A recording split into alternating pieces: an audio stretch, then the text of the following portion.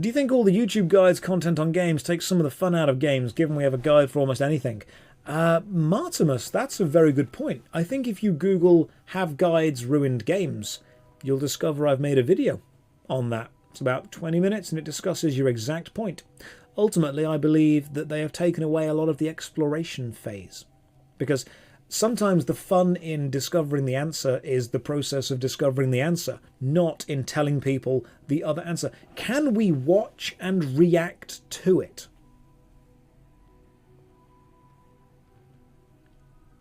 We can. I think we can.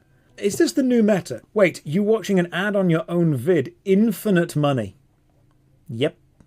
Infinite cash. That's how this works. Guys, let me know if you can hear the sound on this. You hear that? You should be able to. Right. Have guides ruined MMO games? An MMOPINION by Josh Strife Hayes. Is this digital masturbation? Yes, in a way. What this is, allow me to explain. This is how we solve the moral quandary of the reaction meta. You know how people always say, oh, it's unfair or it's immoral that one YouTuber reacts to another YouTuber's video and the person reacting gets money from it.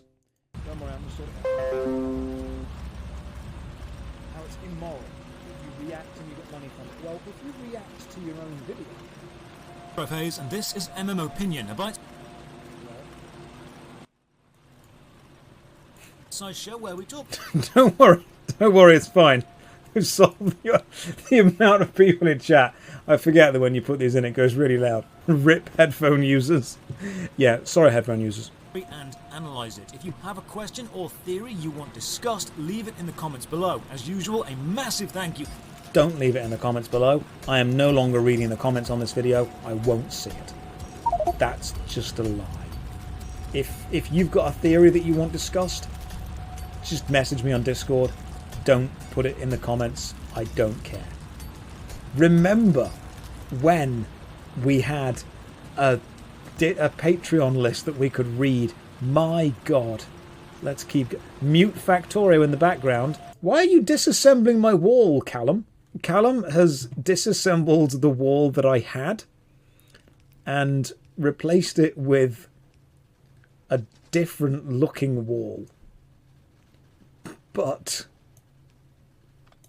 what you really want is this. Hang on.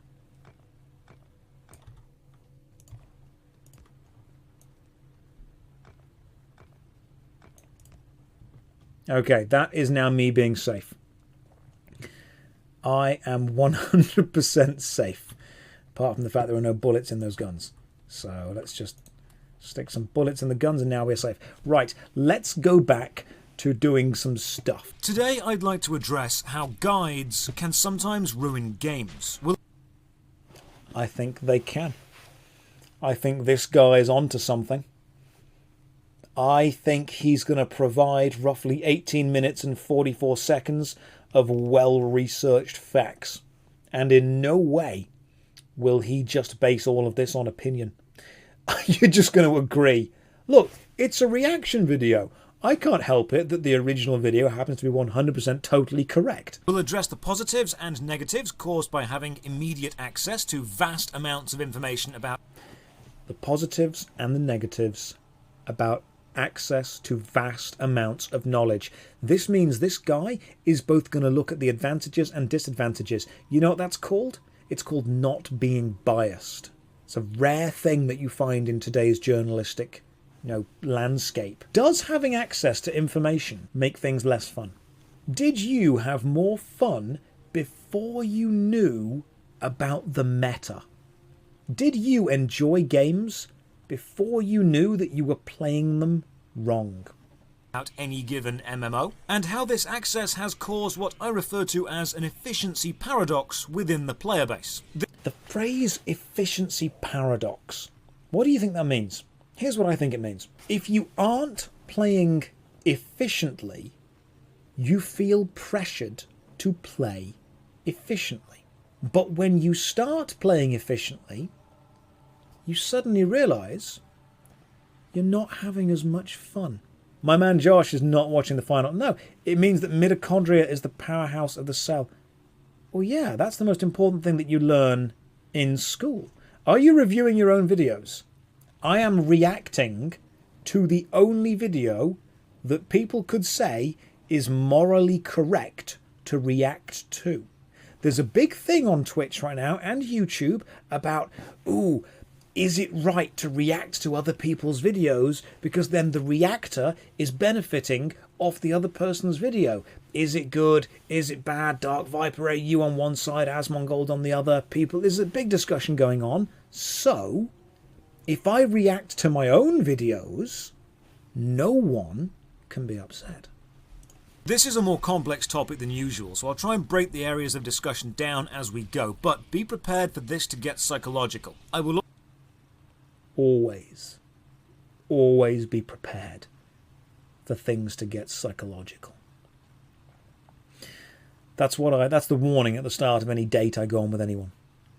I look them straight in the mirror and I go, always be prepared for this to get psychological. Can you restart? I had to pee. You didn't ask to go to the bathroom. Okay, that's the teacher in me. You didn't ask. You need to let me know. We'll have scheduled bathroom breaks. Right, well, when we get halfway, we'll all have a scheduled bathroom break. Okay, there we go. We'll also be explaining why the early days of any MMO often feel much more enjoyable. Why the game... Do you find the early days of any MMO to be more fun? A new MMO releases, it's not perfect, but everyone's playing it, everyone's figuring things out, people are playing random classes, people are using random combinations of items, no one's playing the meta because no one knows what the meta is. Do you think early game of most MMOs is more fun than late game? The game feels more alive before the meta gameplay is established. I'll be honest, I had trouble titling this video because a more accurate title would have been The Efficiency Paradox: How Increased Access to Information About Games Through Wikis and Guides Has Negatively Impacted the General Enjoyment of Them. That is a banging title. When I made this video, I was not brave. I was not as courageous as I am now. You know what? If I remade this video, I'd just title it that. That's how little I care about efficiency and searchability in the YouTube algorithm. I would just make that. That's what I would call it. I'd also call it Why You're Not Having Fun Anymore, but I've already made that one. Can you edit the title afterwards? Yeah, we can. Change it to whatever we need to. I might even edit it just for you guys. Let's keep going. But that is not algorithm friendly. So the idea for this discussion comes from a collection of YouTube comment responses to my previous videos, and the general feeling people have is games were more fun back when people knew less about them. Is that true? Did you have more fun when you knew less about things? Did you enjoy a TV show when you knew less about the shitty things the people that had made it had done? Did you enjoy a film when you didn't know about the horrible actions of the actor on set? Did you enjoy a book more when you didn't know the author was a terrible person? Ignorance is bliss, as they say. Because you can't close Pandora's box once you've opened it. Once you know something, you can choose to ignore it, but you can't unknow it. That's the problem. If someone says, hey, you know that piece of media that you enjoy? The person that created it's a terrible person. Here's proof. Your enjoyment of that media will change. It will be tainted. Now, you can choose to still keep enjoying the media for what it is, art for the sake of art. That's absolutely fine. People choose to do that all the time. Other people cannot separate the art from the artist. Once they know something, they know something. That's it. I am aware, by the way, that the factory in Factorio is being very much attacked right now, and it's not going good. But I'm here. Hang on, I'm going to help. Bullets. I don't have any bullets. Oh, they've broken in. Right, you guys made... Yeah, you guys have got this. It's fine. I'm going to hang out over here. I'm going to just... Hang on. I'm going to hang out away from the enemies for a bit. Oh, the electric network is out. I'll put you back in. Done. Once you have knowledge of something, you cannot unknow it. Let's say that you are playing RuneScape and you are mining with a regular rune pick. Please, sir, may I go to the toilet? If I don't, I'll pee on my chair. Yes, you can, but please be quick, and only one person at a time, because otherwise you'll just mess around in the bathroom. I know that's how it works. So, if you have knowledge of something, you will change your experience based on the knowledge you now have. You're playing RuneScape. You've got a rune pick. You're wearing your dragon med helm. You're wearing your rune plate body. You got your rune scimitar, your obsidian cape on. And you wear all your armor when you're mining. And then someone says to you, hey, you know what? You should go and get your agility up, and you should get graceful. And then you should go and get 99 firemaking. And then you should go and do this. And then you should go and do that. And then you should change this. Because you're playing wrong. You are playing the game wrong. As soon as someone tells you that, oh, it changes, man. It absolutely changes. It's ridiculous, isn't it? It is ridiculous. Have you ever been playing an MMORPG and you've seen someone half your level in crappy armor and crappy weapons doing something not very efficiently and just thought, damn, man, they're having fun. They're having fun. Because when that was the case, solving the puzzle of the game, finding the efficient way to play or the way to beat a problem within the game, was also a part of the gaming experience. And who here has finished a jigsaw puzzle? I've finished a jigsaw puzzle. Imagine you were doing a jigsaw puzzle and someone came along and told you exactly where every piece goes. They just went, yeah, that goes there, that goes there, that goes there, that goes there, that goes there. And if you look at them and go, dude, I'm solving the puzzle. I'm solving the jigsaw puzzle. This is the process. And they go, yeah, but you're not playing efficiently. Like, imagine if you're solving a Sudoku or a puzzle and someone just comes over to you and says, yeah, that number goes there, that number goes there, that number goes there, that number goes there. I don't want the answer. I want to experience the process. That's what it is. I don't want you to tell me what I should do. I want to have the adventure and the journey and the experience of figuring out what to do. That's the fun bit. And someone in chat just said, but as you get older, do you have time to play inefficiently? That's a very, very good point. As we get older and as we lose our free time and people say, yeah, you're playing inefficiently, is playing inefficiently more fun? You play games to have fun. If you are having fun playing inefficiently, great. If you only have fun when you're playing efficiently, does the knowledge of that change how you have fun at all? And now, that is no longer part of the game itself, but instead a bank of collected knowledge supplied outside the game, and in some cases seen as a requirement for a new player. This is another big thing that I'll talk about. Leading to a paradoxical situation where a new player is expected to have detailed knowledge of events within the game without having played the part of the game needed to experience those events and gain that knowledge for themselves. What that effectively means is a lot of hardcore high-level peepers expect you to know what to do without you personally having gone through the process to learn what to do. Just because one other person has gone through the process and that knowledge has now been supplied, you are expected to use that knowledge. They're effectively saying, hey, I know you've never done this raid before, but you need to know all the mechanics, where to stand, what to do, where to be all the time. The very first person that created that guide had to go through the process of discovery. And it's the process of discovery that we enjoy, especially as adventurers. Now, there are different ways to play an MMORPG, and none of them are necessarily right or wrong, but if you enjoy the process of discovery, then being told that you need to just scrap that process and gain the knowledge already, that's kind of sucky. Like if a new raid comes out in an MMO and you go to do it 3 or 4 weeks later and someone says, hey, do you know the mechanics? And you're like, nope, just going to give it a go, going to learn, going to improve, you know, small bits here, small bits there, work out the efficiency. And they go, yeah, no, we're not doing that. You need to do this, this, this, this, and this, and that's how you win.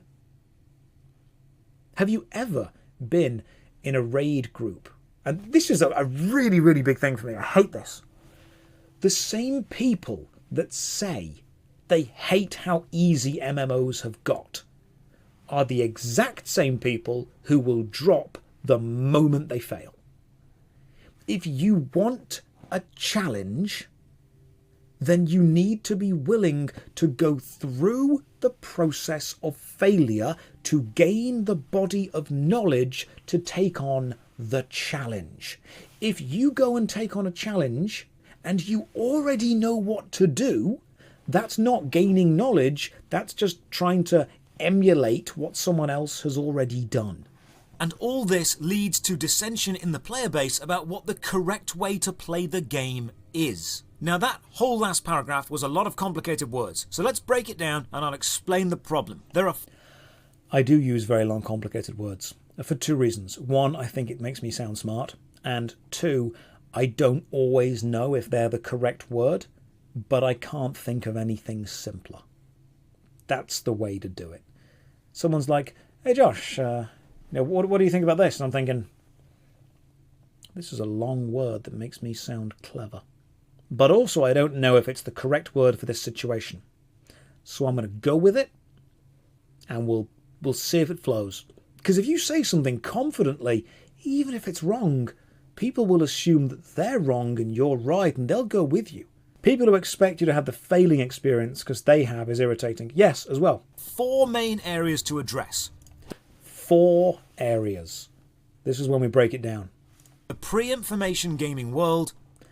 What do you think the pre-information gaming world is? And this can refer to 2 things. It can refer to a period of time as a constant, as in a specific year, or a period of time in your own life, relative to how old you are.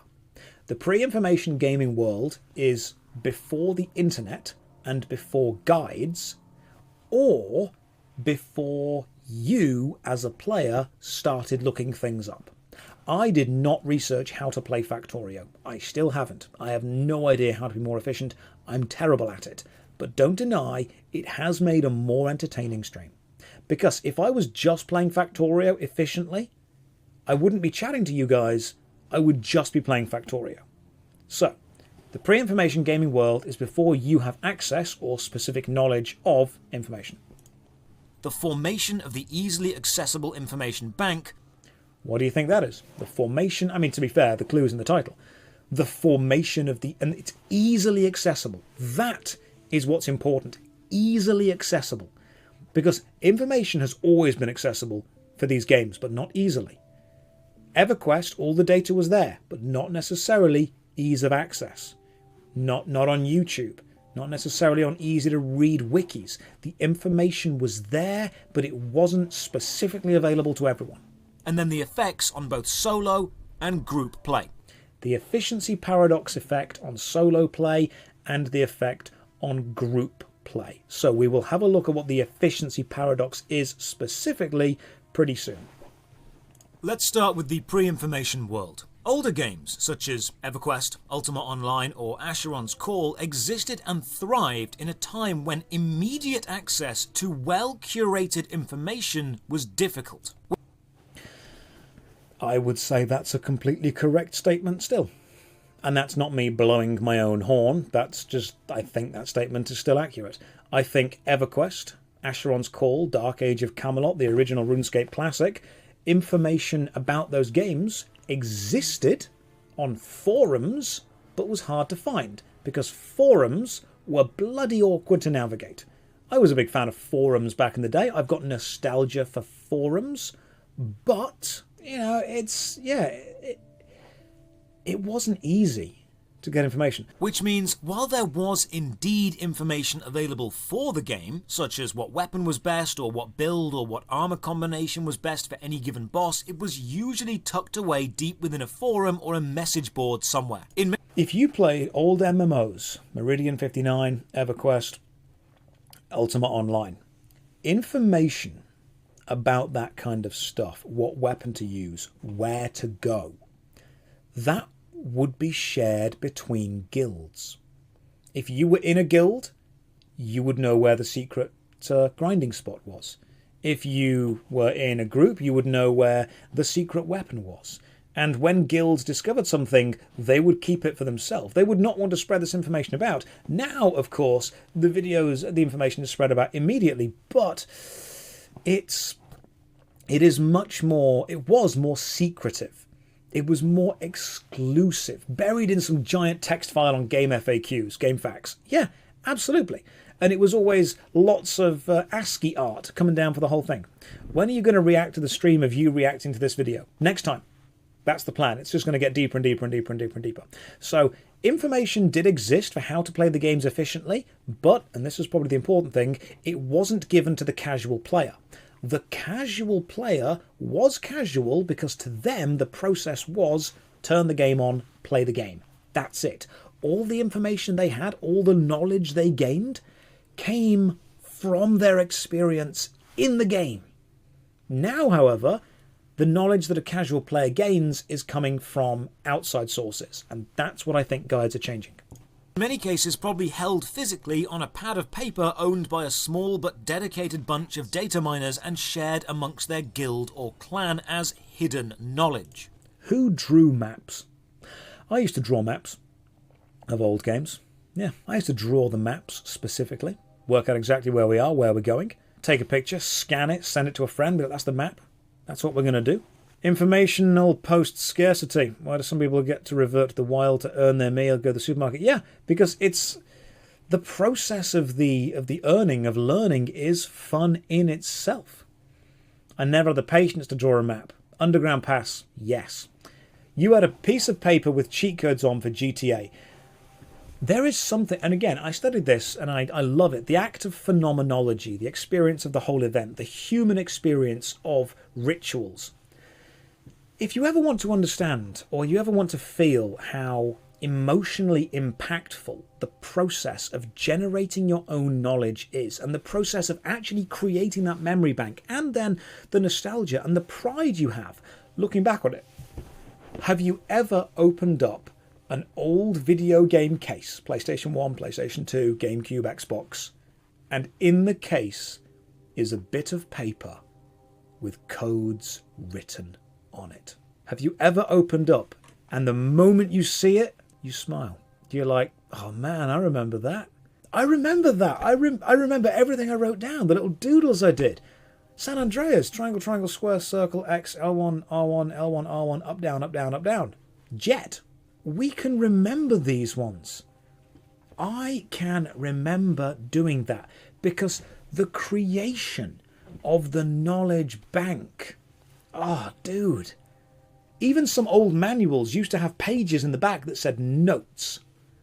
That was decent. I remember the notes bit, but that is the whole nostalgia, the love, the brilliance behind creating that knowledge. Now, you just Google it. Because the information of how to be efficient within the game was so hard to find, players generally accepted they were likely to be playing suboptimally, and they were okay with this.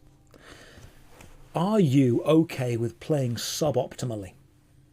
Are you okay with doing anything suboptimally? Because this is one thing that I find really weird, okay? Gaming is the biggest hobby in the world. The gaming landscape, the gaming media, more people game than watch films, than watch TV, than read books, than listen to the radio. It is ridiculous. Gaming is the biggest entertainment market in the world. It's ridiculous. And yet so many people seem to think that if they aren't gaming efficiently, they aren't having fun. They can't have fun. And I think, hang on, this is weird. Gaming is the way you relax. Yeah. So you want to play efficiently? Yeah. Okay, so surely, if that's your attitude, you should bring that desire for efficiency to all the other parts of your life. Because if gaming is the way you relax and you're being efficient at gaming, you're definitely going to be efficient at bloody everything else. You know, your meals, your food. I'm guessing you have a meal plan to the calorie. I'm guessing you've got an exercise plan to the exact specific, use of calorie there. I'm guessing you've got all of your clothes laid out in the morning to be super efficient. Why do we approach our hobby, our enjoyment, with the efficiency mindset, but we approach every other part of our life with the, doesn't matter if it's inefficient, I'll just do it as and when kind of mindset? If you're going to be efficient at your hobby, you need to be hyper efficient at the rest of your life.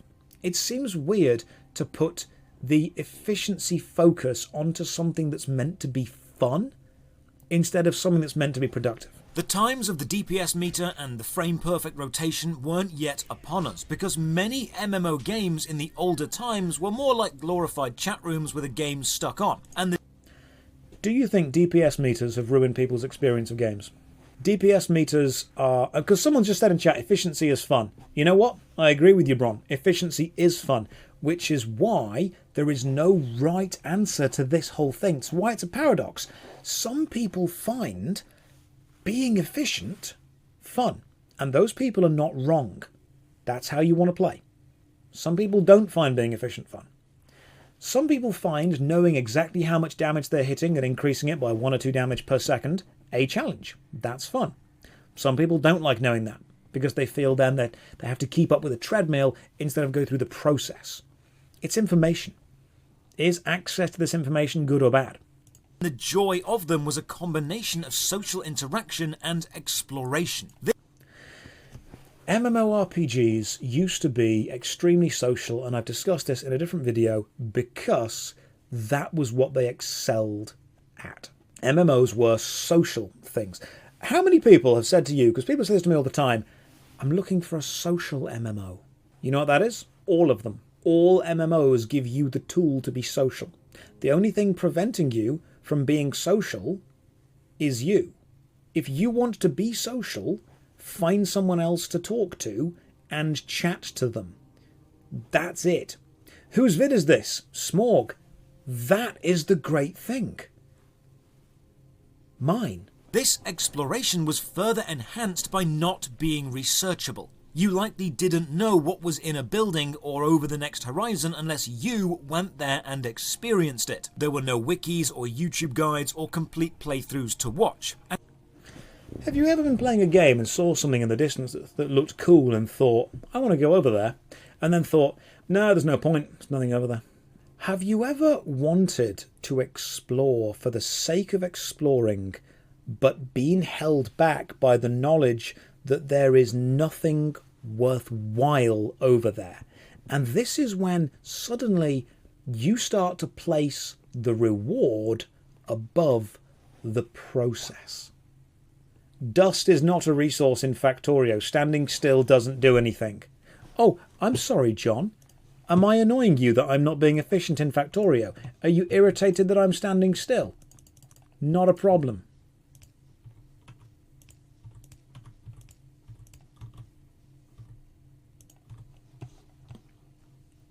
Right, back to the video.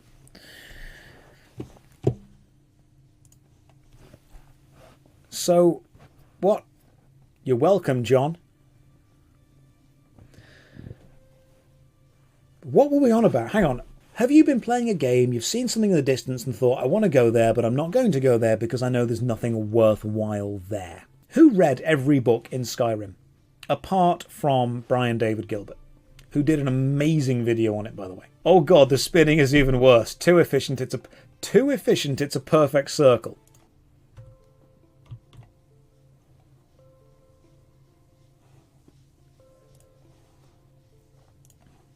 Okay. Right, I can't remember what I was talking about, so let's continue reacting to the video. What happened to the react? The react's going to be here, don't worry. And it was this exact situation. The lack of available information on the game, the lack of guides, and the lack of well-known efficient rotations, the lack of documentation that allowed the game to provide a much more pure adventuring experience. The act of journeying into the unknown is, for many, a rewarding experience. The lack of information provided a more pure gaming experience. Okay, a more pure gaming experience. What do I mean by that? When you adventure, let's say you're in a game and you pick up a sword. Some people will see that sword as different things. Some people see it as a lore or story reason. They see it as a blade connected to a character, connected to a story, a situation, an idea, a family, or a history. Some people see it as a collection of numbers. That's not a, doesn't matter what it looks like, doesn't matter about its story. It's just about the numbers on the sword. If you start a new game, a new adventure game, a new MMO, and you already know what you're aiming for, you already know what you want to go and do, are you paying any attention to the story? Or are you paying attention purely to the mechanics? How many people, be honest, how many people played Elden Ring and then Googled best weapon? How many people wanted to know what the best armor was? What the best weapon was? Because that happens a hell of a lot. And as soon as you know what the best weapon is, you only start to care about the weapon you've got and the weapon that you're going to get. That's pretty much it. The thrill of being the trailblazer, of taking on an unknown enemy and succeeding not through knowledge of the encounter provided ahead of time, but through skill and adaptation to the challenge in the moment. That is a very difficult thing to do. That is a very difficult thing to do. So what I've said there is that a good experience or a good challenge should be solvable not through being necessarily correctly prepared, but through having the skill to adapt to the situation you are in. If you walk into a situation in a game and you don't know what's going to happen, do you have the skill to survive? That's what I like. Now think about it like this. Final Fantasy VII requires you to level up. You need to level up to beat the game. Dark Souls doesn't. Dark Souls, Bloodborne, Sekiro, Elden Ring, these are games that will reward you for your skill far more than your numbers. And other games reward you for your numbers more than your skill. Often I see higher numbers being used as a crutch in order to compensate for a lower skill level. I don't know if any of you guys found that as well, but yeah, prepared only with respect to the information you were given. That's correct. Yeah, you can prepare with the information you've been given, not what's ahead of time.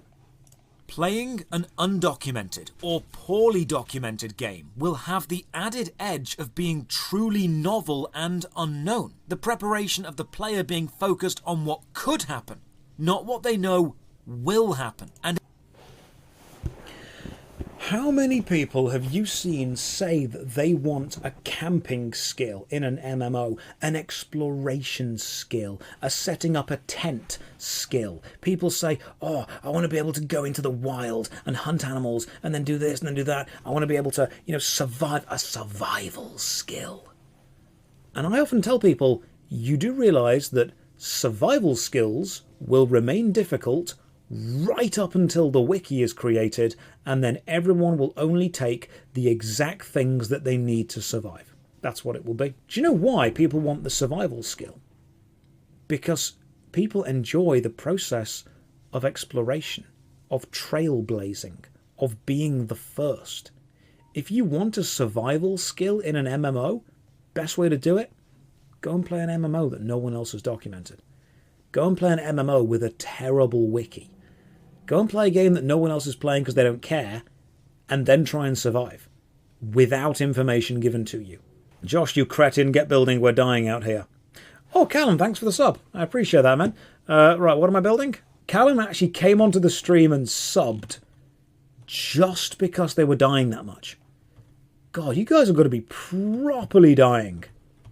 Now, let me just... I'll I'll make some guns, mate. It's fine, don't worry. Now let's continue back and reacting to the stuff. We were talking about people wanting an exploration skill in an MMORPG. It will only be fun for the people who explore, not for the people who read the guides that the people who explored have written.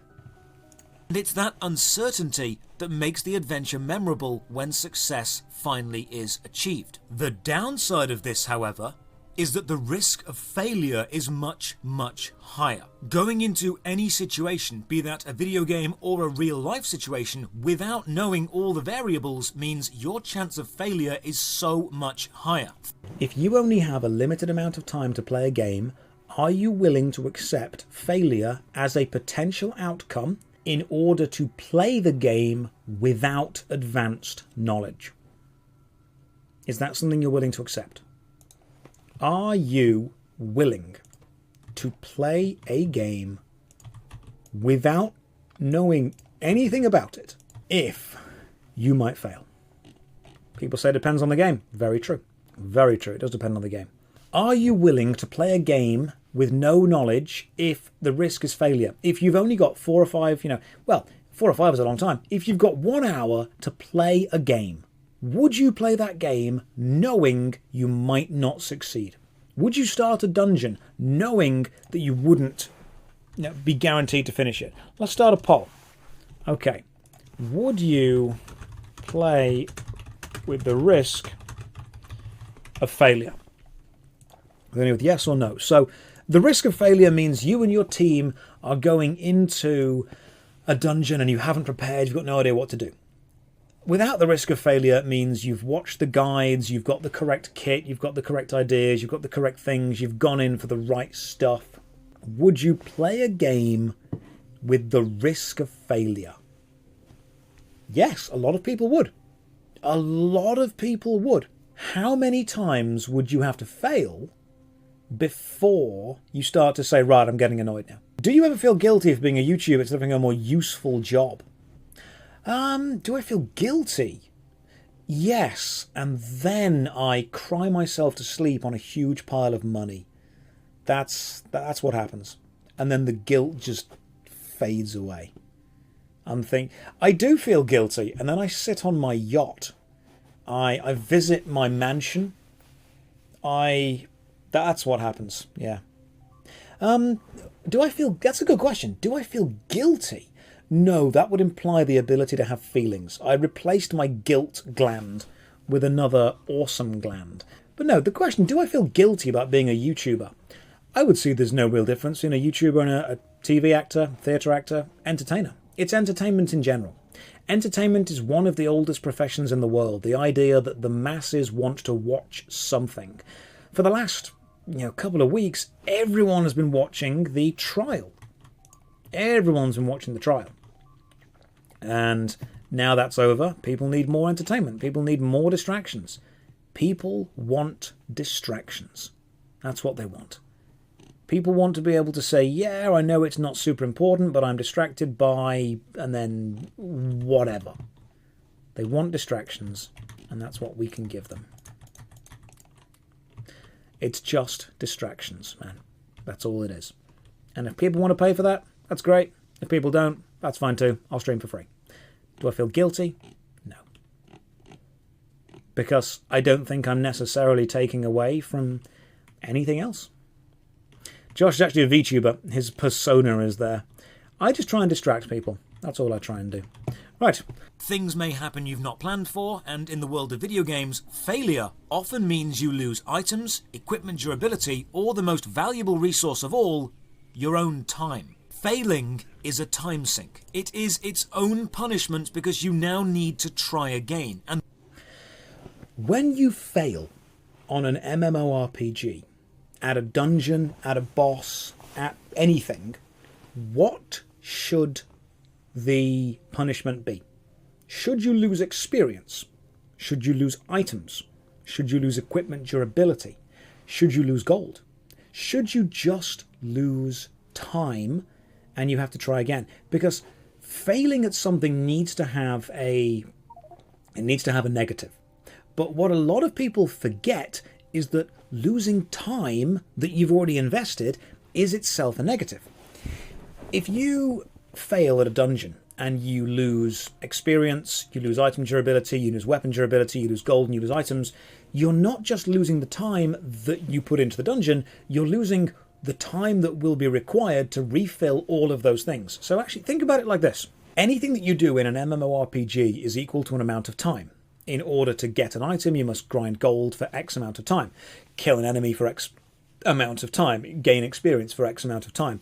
When you die and an MMO says, okay, cool, we are going to punish you by taking these things away, what they're actually saying is, in order to get back to where you were before you started the dungeon, you now need to put more time in. The time that you spent in the dungeon to get to the end, that's gone because you died, and now they say, okay, that's not enough. We now need to go more. Not only do you need to lose the time that you put into the dungeon, you now need to lose time prior to that, which you need to make up again before you can try the dungeon again. When you die, you not only lose the time of the attempt, you lose the time that you will now need to put into to recoup the losses just to get back to where you were at the attempt. And I think that's too much. I think the punishment of losing the time to do the dungeon is enough. But people will say that if you don't punish people beyond that, everyone will just play the same way. All the punishment is time. It's various versions of time. I mean, let's say that you've played the dungeon for an hour and you lose and you go back to the start.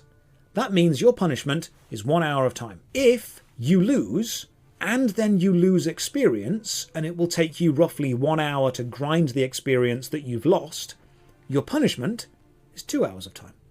The hour from the dungeon and the hour that you now need to put in to regaining the experience that you lost. All punishments are in MMORPGs is an amount of the player's time. What we need to find out is what is the fair amount of time to lose.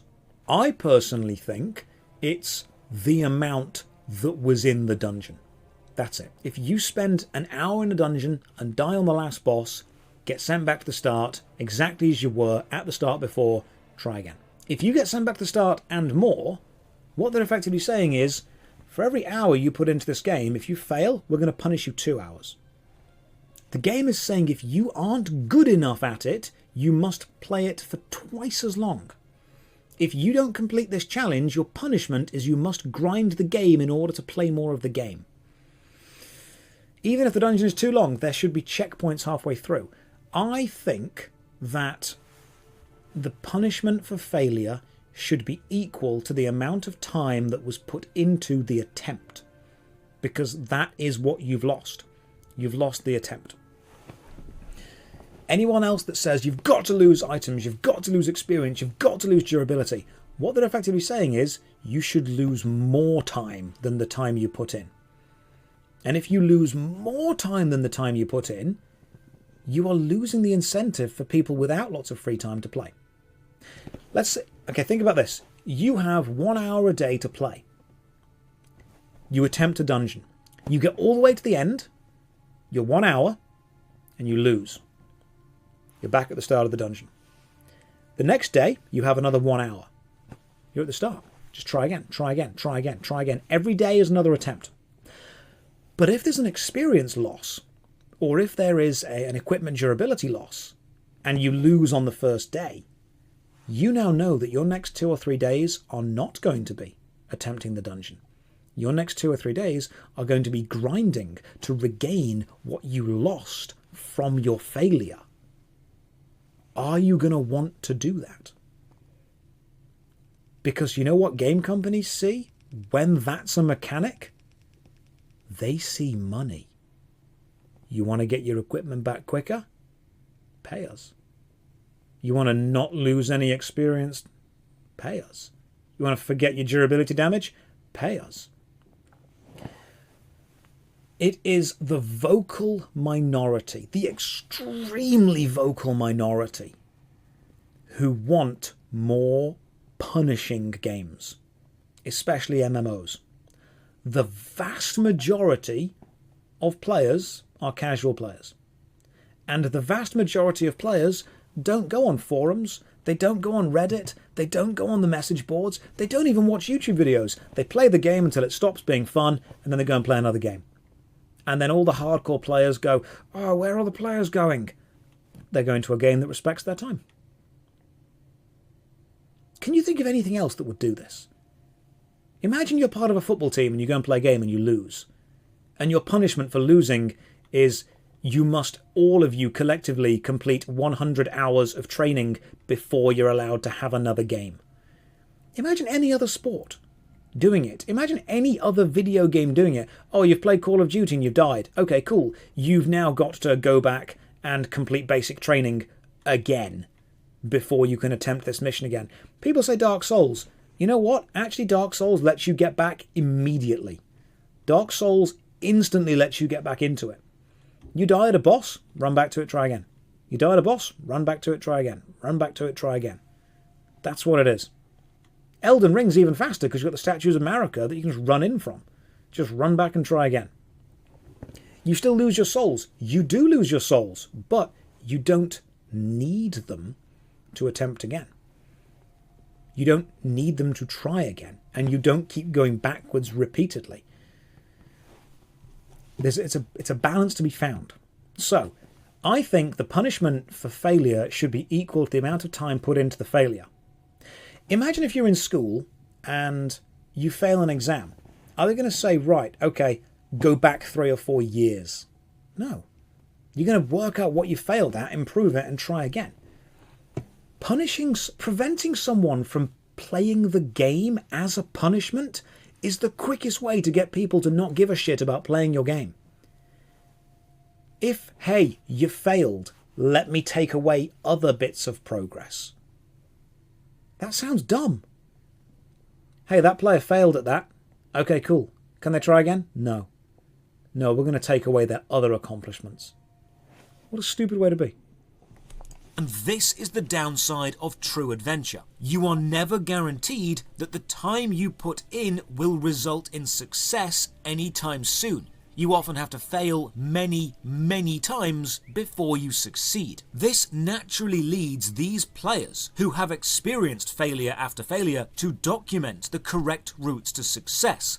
This is the formation of the information body. These trailblazing players then go on to write the wikis and the guides and the optimal setup for any given situation, so others that come after them don't need to suffer the penalty of failure and thus the loss of time. You succeed, other people look at you. You are a pinnacle of success. People want to copy you. They want to emulate you. They want to be like you. You succeed, so you write down why you succeed. Wiki writers, Lewis and Clark, man. They are the people, they are the trailblazers. They are the people that create the knowledge body. They are the people that experiment. They are the people that go out there and fail and try again and again and again. I had a much more fun time in Factorio before I looked up how to play better. Yeah, first time I caught you live and you're reacting to your own content. This is what I watch for. Not everyone has seen these ones, and I want to know if I've changed. Because here's a big one, guys. This is going off on a proper little tangent, but this is something that I absolutely hate about the internet that I need to discuss with you. If someone does something bad, everyone on the internet says, do better, improve, do better. Okay? And then the person who did the bad thing does better. They change their opinion, they change their way, they improve as a human being. And you'd think people would look at them and go, good on you, well done. We asked you to change, we asked you to improve, you have indeed changed, you have indeed improved, we respect that. No, that doesn't happen. What then happens is everyone goes, yeah, well, remember how you were. Don't forget what you did before. Yeah, I know that you've improved, but don't forget the bad thing. And this is a really, really dangerous place to be, because if you want people to do better, you cannot define them endlessly by the bad moment. I'm not saying that we don't need any kind of, corrective behavior there. We definitely do. People need to improve. But if you want people to improve, then when they do, you need to make sure you are acknowledging this. Yeah. Forgive but don't forget is one of the... People often say, we cannot forgive what we cannot punish. If you want to forgive someone, you need to know they've been punished for what they've done. It's a weird human psychology. Hey, you've done this bad thing, but then you experienced a bad thing, therefore you're neutral and we're okay with that. We need to make sure that we have punished in order for people to forgive. It's a very strange thing. So what we have is, if I say something dumb or wrong in my old videos, I want to be able to call myself out on it, to say, no, I disagree with that. I've changed my mind. I have grown. But then someone will look and go, yeah, but remember that you said it. I'm like, yeah, I probably did. I probably said some dumb stuff in the past, and now I want to see what I can improve on and do better at. Yeah, that was just a bit of a tangent. I find it very unsettling that people will say, do better. And then when someone does better, they will reply, or they will then go on to say, yeah, well, remember what you were like. What do you want that person to do? What do you want the improvement to mean?